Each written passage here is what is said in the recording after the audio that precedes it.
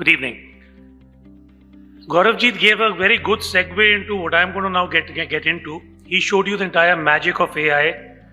I'm going to try to apply that and see, how is it going to transform marketing as we know it today or yesterday or whatever we want to say it, AI versus non-AI. But this is the journey that I'm going to sort of get into. The reality is that both machine learning and AI actually have been around for quite a few years. But it's really taken Chat GPT and then after that Meta AI and Perplexity and now Gemini. All these large language model based AIs is the one, generative AI is the one which has really captured and fired our imaginations. And now we don't do anything, any complex task the research is done with using all of these. So I think it is just it's a very opportune moment at this point in time to just take a deep dive into what we do in marketing and then see what are the kind of principles that we can take from all of these things and apply them and actually transform life. So, my starting point, I put a little Aladdin's lamp at the bottom and for a reason. If you're familiar with the story, it needs to be rubbed in a particular way before the genie comes out.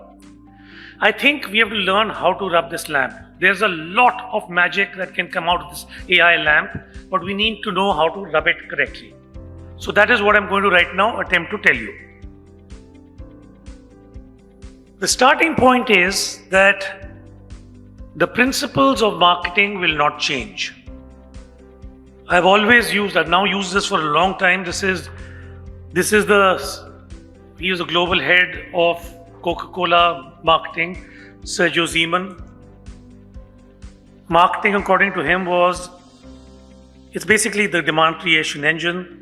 The job of marketing is to get more consumers to buy more of a brand more often at a higher price. No other reason. It takes into account penetration, it takes into account purchase frequency, it takes into account share of requirements, upselling, and of course the all-important ability to charge a premium. Now, similarly, if you have to look at media, there could be plenty of definitions, but you could say it's really putting a set of stimuli in front of the right consumers in order to elicit a response. This takes into account everything. It takes into account this entire advertising, reach, frequency, share of voice, weeks on air, all that kind of jazz. It takes into account content marketing. It takes into account performance and e-commerce, everything. All of this is a stimulus in front of the consumer to elicit a response. This is inviolate. This is going to always be there. The part is, what's going to change is the methods. This simple one tells us just in a span of 20 years, 15 years, the very way in which communication is happening is changing. My kid just doesn't communicate with her friends on talk anymore. It's always chatting. Now, similarly, there are certain things that can happen which is going to change and completely change marketing the way we actually do it.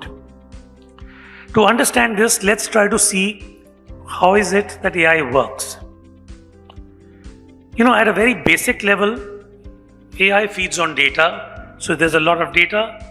You have a certain desired outcome and let the machine then look for matches.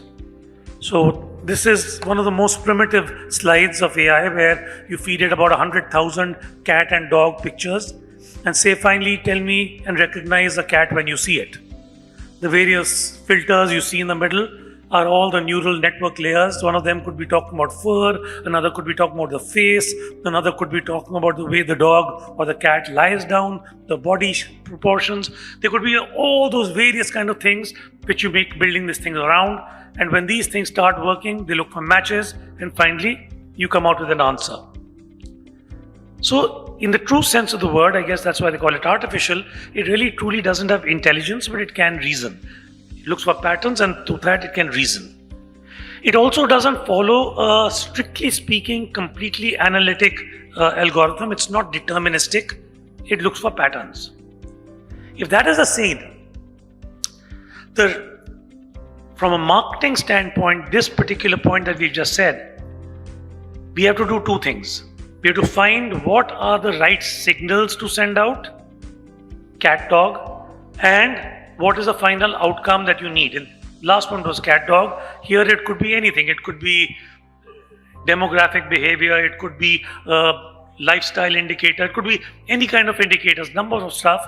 And the final one could be sales, it could be building brand awareness, it could be any of those kind of things. So currently what's been happening is you throw a lot of data into an AI model, that will now combine it with more and more data, it keeps on iterating it, and once you get a good fit, it tells you that this is the prediction. So this is the prediction that we're really talking about, and now we're saying that's how it's going to work. In fact, it's just yesterday I met up on a guy who brought a pretty interesting product. He took sales data of a liquor store in Dadar near Shivaji Park, and he just took the sales data from him, minute by minute sales data. He then triangulated it with a number of other data pieces, and he finally told this guy that you are getting your business liquor store, normal retail liquor store. You normally think it's going to be a certain 3 square kilometer radius from where he's going to get his business. No, this guy was getting business from 35 kilometers away and from thereabouts. So he's been able to use this data to actually say what? It so turns out that this liquor store sells premium alcohol at even lower than duty-free prices. So you got guys who, well-heeled people who have the money, they want to buy that stash of premium alcohol. For them it's worth coming 35 kilometers to buy their whatever, Blue Label or Macallan's and 18s and so on and so forth, and they save the money in the 35 kilometers. Crazy part in this is some kind of AI at play which has been able to play with a whole lot of disparate data and make this kind of sense. So that's the kind of stuff that we're talking about. Now, if we have to just look at this, there are 3 parts. There is the entire data piece, yes. So the entire aggregate data, all the world's, you take the census data, you can take the weather data, any kind of data that comes to your mind, it's there and it's infused. The LLMs brought in the natural language piece. So now anything, all the encyclopedias, books, everything is also being fed into them. Then of course you have closer to home our own marketing funnel data, media data, location data, user interaction data, all of this kind of stuff is there and it keeps on changing, keeps on further evolving. And then you have on the right hand side a bunch of outcomes. Sales, walk-ins, leads, app downloads, some simple things like search and going to a particular website. And then maybe the ones in white, awareness and all, but those are fine right at this moment, slightly weak. The ones in the middle, and it's not a coincidence that most of these products are from Meta and Google. They are masters in technology. They've actually built a great amount of product suite, and they are the ones where all this data is used in order to predict these final outcomes. But in this, there is one thing which at least I have observed, which is I think it does a damn fine job of everything which is bottom of the funnel and middle funnel. But top of the funnel, yes, it will give you an awareness model, but is that truly earth-shaking? Hand on heart, no, it's not. It's very weak, it's a little tentative. So I think top of the funnel with AI is still a little weak. Anything behavioral currently doing pretty well. Because the reality also, and this is something that I brought about, is it's not deterministic to its last core. It can't do a theorem right through. In fact, a few days back, I was in my 40th anniversary of leaving my IIT, and I met up with all my reunion friends, and one of the guys started building AI 35, 40 years back in the States. So he said he was actually a little disillusioned about AI, but for different reasons. It's obviously very powerful. But he said there is something in AI, he says it can never be deterministic. He's saying that there's a certain leap of faith. He called it hand waving. He says in our AI lexicon, if there's a theorem and you can't find that last missing link, you say hand wave and say it doesn't matter. Let's assume it happens that way. And that's one of the problems of AI, but it is The fact is, with enough validation, it shouldn't make that much of a difference. You can actually get good results. But it also means one more thing. It means that the good old statistical models that you used to do, where you used to actually do the market mix model, media mix models with proper statistical basis, and therefore a whole lot more deterministic, they still have a lot of utility. If you run those models and then you find the output of that, get something and convert that and scale it up with AI, then it becomes vastly useful. So let's take a very age-old point of market entry. Was something that 30 years back, marketers came out with this insight that several categories, for example, when somebody's attaining puberty or marriage, these are two stages where whole lot of new categories start getting used. And that was an insight then, long time back. Now the same thing with the market mix models was actually validated. Now if you start taking some of that data, feeding it into an AI model, you'll be able to actually get lookalikes and other kind of parameters that even if people are not in that life stage, but doing a few more other things, you can expect the same answers or results from them. That is vastly useful. It's happening also right now. The other one, for example, is that in my favorite one of you spend 100 crores to make a movie. Now you're saying, should I spend another 20 crores to market it? If it's a marketing works well, my box office could go up to 400 crores. But is it worth spending the 20 crores? Now, we so find out that trailer shares, anybody who watches a trailer and then shares it, that is a great indicator for a person who's actually going to watch the movie. You take that kind of data and feed that into an AI engine and then tell them to play around with it and let it do it. You've given a signal, you've given the outcome, which is box office sales, and then it does its magic and it goes up. These are the places where AI is actually working brilliantly and will continue to do so, and we must exploit that. The part which the marketer in me, because all told, one part of definition of marketing was very important to me, which is the ability to charge a premium for your brand. Ability to charge a premium for your brand is if you've occupied a very indelible spot in the hearts and minds of consumers. Now, what is going to actually drive that? Let's take a simple example. I think entire Snickers campaign, the entire hangry campaign is such a beautiful insight. You're not yourself when you're hungry. Now, if you have to scale it up, you're talking about not behavior, but you're talking about mind metrics. So somewhere along the line, if a person who's in that hangry moment or when he's not himself and he sees the ad, that entire notion is going to resonate that much more. Your brand will become that much closer to him. Now, one very linear and not very intelligent way of doing it is, let's choose the day parts when a guy is likely to be hungry, late afternoon after lunch, or maybe somebody who's missed lunch. But that, I think, is not doing justice to the insight. The real joy would come if you could find out a proper indicator of hunger. I don't know whether it's your stomach growling, if it's the entire hunger hormone getting released and you being able to pick it up through some method. The ability to then, okay, if you have that, then how do you know what is the mind measure to sort of go up to? Ideally, it should be the brain lighting up with MRIs or whatever, EEGs or whatever. Now, sounds like sci-fi today, but if somebody is able to put this through a smartwatch perhaps and capture that, you could be onto something pretty big. This is the part which right now about AI, which can really explode it and which is currently its weakness. I don't like the fact that AI is over-indexed towards just behavioral stuff, which is only about sales and only about downloads and nothing about building the brand. That is the strength of the brand. And I think I've written a few more things like the media insight. I know TV has got a tribal moment to it. When the entire family is sitting and you're watching TV and there's some good ad or anything that comes in, people have talked about it and the entire impact of that is so much more. But it does something in the area of attention and the entire mental structures of the brand, which currently AI is not being able to take that little outcome and make something around. I don't have the answer today. I'm hoping that the generation in this room is going to come out with an answer, hopefully by the next pitch Madison. Which also takes us to the way I think the markets, the organizations should structure. There needs to be the CMO who always has to understand the insights and all this nuanced thinking about how marketing actually works.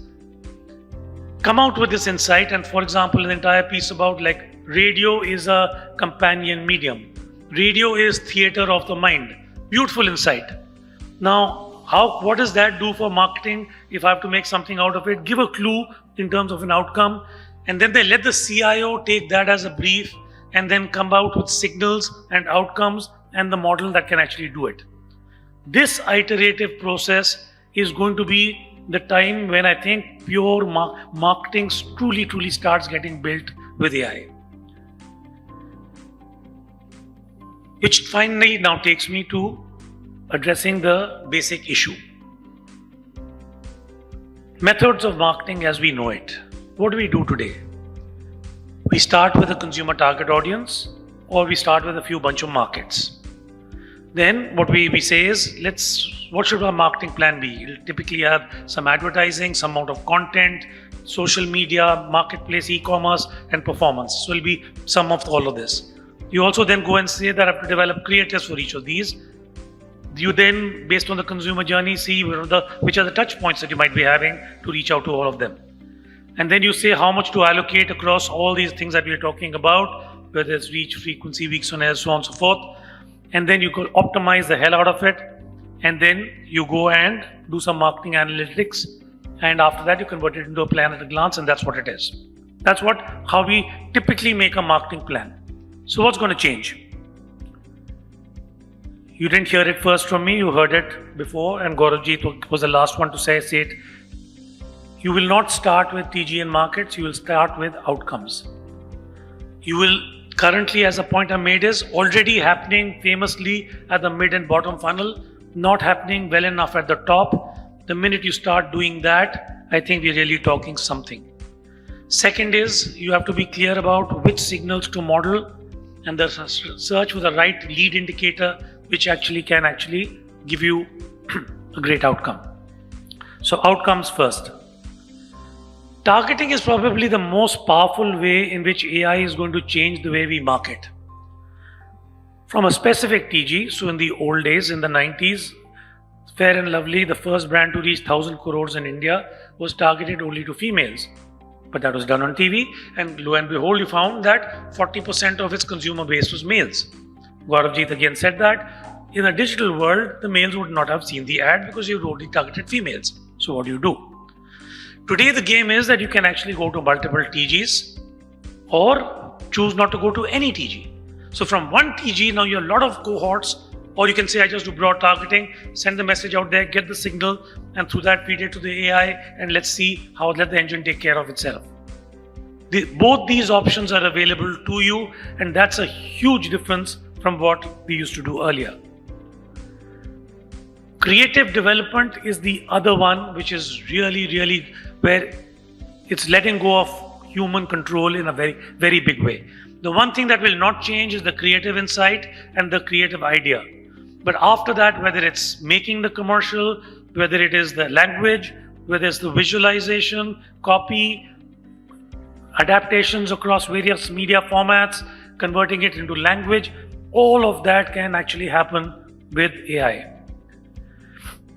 The net result of this is going to be that you're going to have the cost of production is going to crash, which will be partly offset by the number of creative units that go up. But this is one big disruption that is really coming.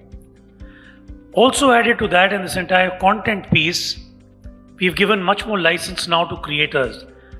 You're actually allowing creators in its human version to, of course, now start talking about your brand and doing that. That's one level of let go. But now the other crazy one is you have AI influencers and the entire agentic marketing.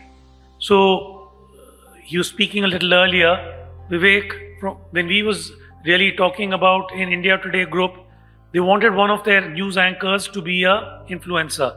Now they don't want news anchors like a Rajdeep or a Rahul. It's not appropriate for them to do any product integration on air for all of these. So what did they say? We can give you an option by taking Are you familiar that they have an AI anchor called Sana? She comes and gives the news and a few of these things. They're using her to become an influencer on India Today. Now, that is a reality.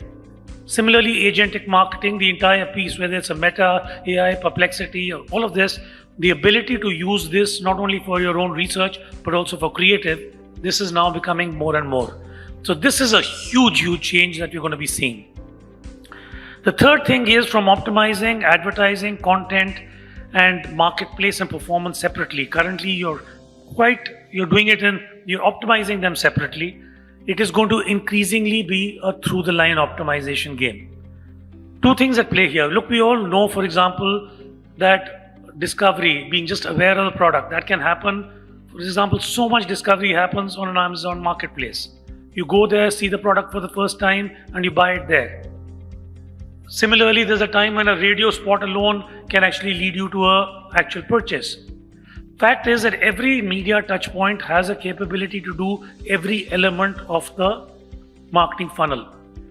The joy is going to be when you have some models which can capture everything, top, mid, and bottom funnel.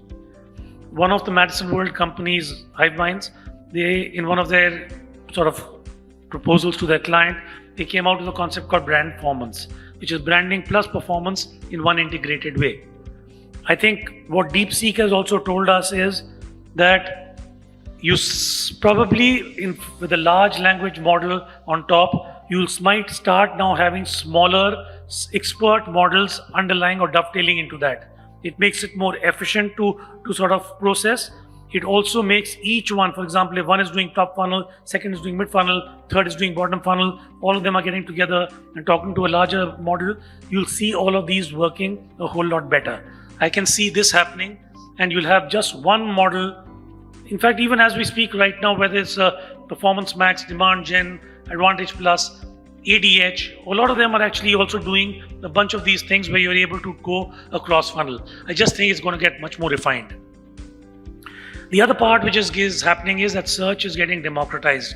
From my friend Satya having the full monopoly on the text search till a few years back, I'm sure even he'll concede that search is giving way to now video, voice, the entire marketplace, chatbots, and not the least the entire agents and the generative AI things that we have. Complete changes happening there. And of course, pricing is becoming dynamic. So pricing is going to change based on demand and supply. That's the real-time bidding at work, of course. But you also could have different prices for the different consumers for the same product.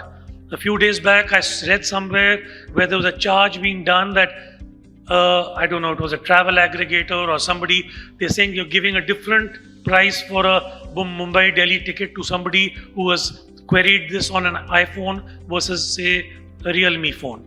Now, it's possible to do that. Of course, it was staunchly denied, but all these things are possible, and that makes it complex and a little bit more exciting. So that, in essence, was what I wanted to say about how is AI going to change the methods of marketing. The one takeaway I'd like to just leave with you is, just like if the entire key to unlocking the power of AI will really come from the right prompts. If you can know which is the one signal that is possibly going to unlock value and what is the outcome that you should actually link it to and iterate that and try to get some results, that is where you're going to see the pot of gold at the end of it. I wish you all the best in this journey of very, very exciting world that is in front of us. And I hope next year when we meet, there'll be much more sort of progress on this front. Thank you.